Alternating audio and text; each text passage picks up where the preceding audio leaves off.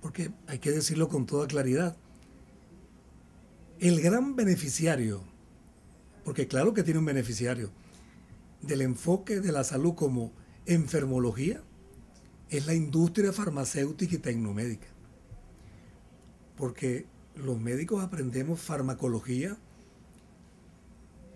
en nuestros estudios médicos, pero aprendemos a recetar con los visitadores médicos, que nos demuestran, entre comillas, que los genéricos no sirven, que lo que cura son los medicamentos patentados, que un genérico para la tensión arterial, que cuesta 26 bolívares, ese no sirve, sino el que sirve es el de marca.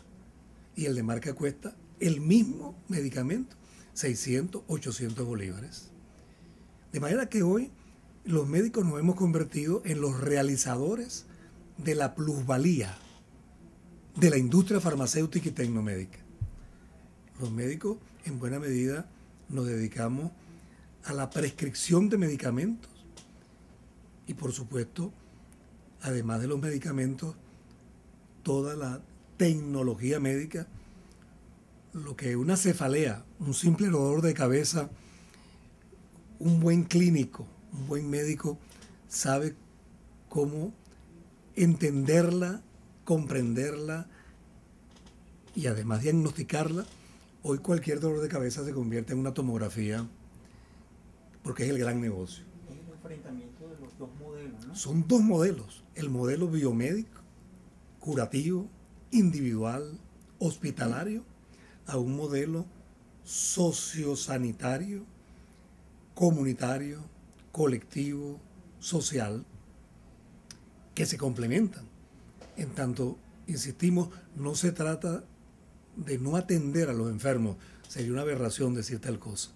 Lo que estamos diciendo es que no es solo atender enfermos, pero además que la única manera de atender enfermos no es con la medicina que aprendimos en las universidades, que es el saber científico, sino que hoy también hay que incorporar, y eso forma parte del buen vivir, los saberes.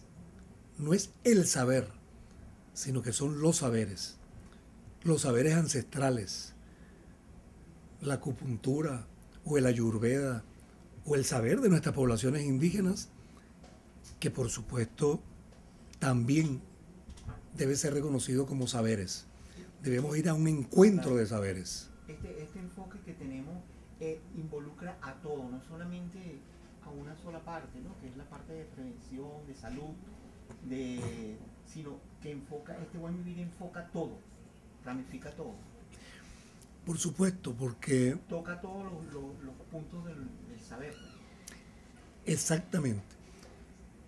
No se trata de un tema médico, no se trata de un asunto individual.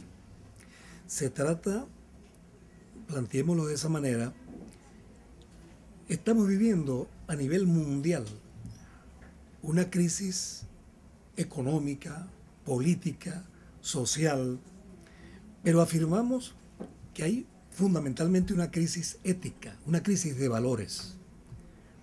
Se trata de una crisis de un modelo, de una manera de vivir. Es una crisis civilizatoria. Lo que está en crisis es una manera de vivir. ¿Y qué significa en crisis una manera de vivir? Está en crisis la manera de alimentarnos. Una cosa es comer y otra cosa es nutrirse. Cualquiera de nosotros, y no me excluyo porque termina imponiéndolo una manera de vivir que determina la conducta de las personas por razones que tienen que ver con el mercado, con la mercancía. Sin ir muy lejos, mi nieto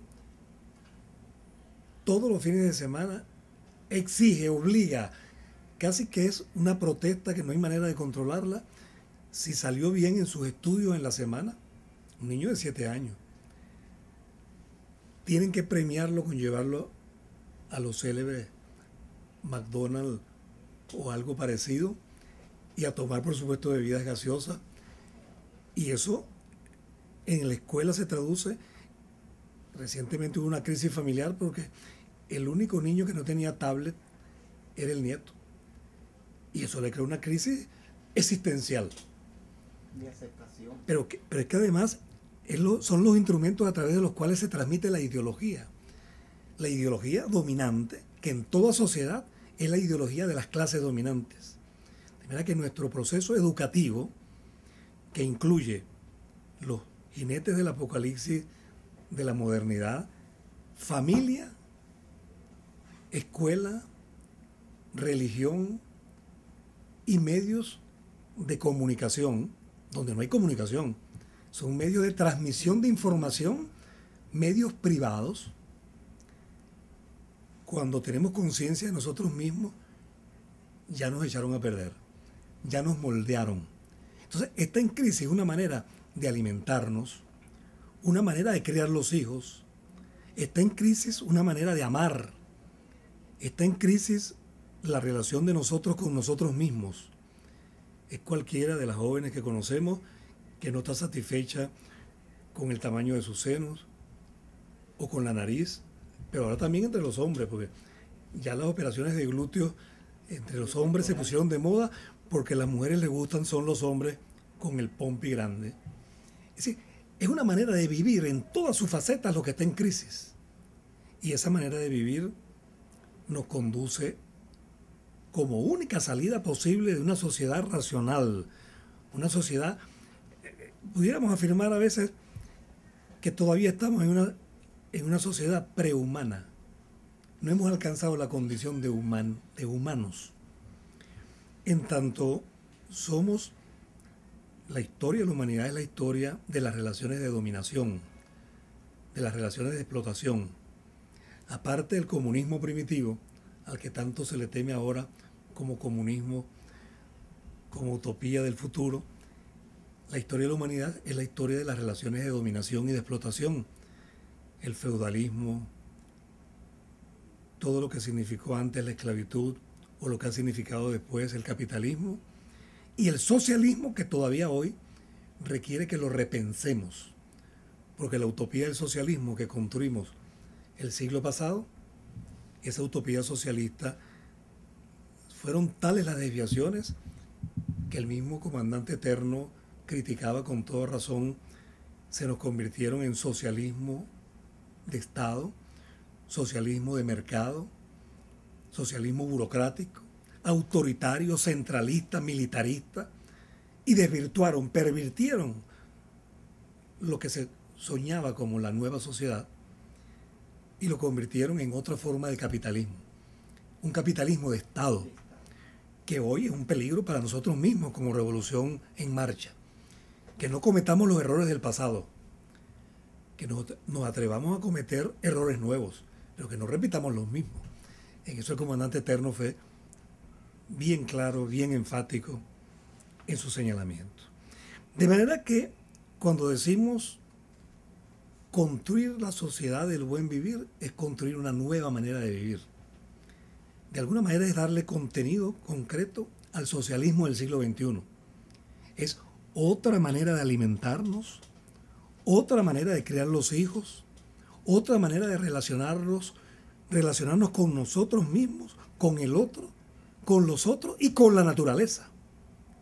Porque también nos hicieron creer que la naturaleza nos pertenece a nosotros. Y dice el buen vivir que desde los aymaras y los quechuas se denomina el sumac causay, el sumac camaña, que es la traducción del buen vivir, aunque a mí me gusta otra traducción que es la de vivir en plenitud.